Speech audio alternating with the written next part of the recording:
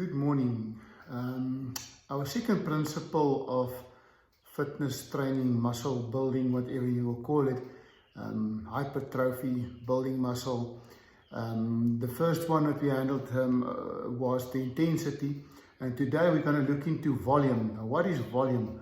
Volume, with regards to training, is the function of intensity multiplied by the number of sets and reps that you perform for each workout or each muscle group per workout. Then that is, example is the sets multiplied by your reps and the load. So if you gonna do, for instance, let's say 3 sets of squats with 100 kilogram of 10 repetitions on each set, then you take 3 times 10 times 100, and it gives you the volume of 3,000 kilos that you replace or displace in that workout.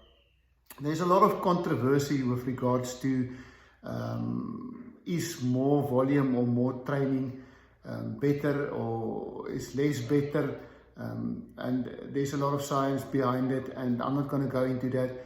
All that I'm saying is I'm coming back to what I previously said in the intensity part, is that failure is the thing that you need to work for. So if you're going to train a muscle, whether it be 4 or 5 sets or 4 or 5 exercises per muscle group, remember that each set needs to be performed in the failure of the rep ranges, and that is what will stimulate hypertrophy, and that is what worked for me and a lot of my clients as well.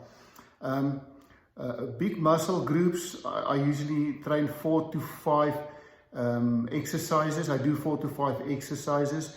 That's about 15 to 20 sets per big muscle group. And then your smaller muscle groups is around about 3 to 4 exercises. It calculates to around about between 12, well, let's say 10 to 15 sets that you complete. So remember also, the bigger muscle groups takes a lot more energy, and they can handle obviously a lot more volume.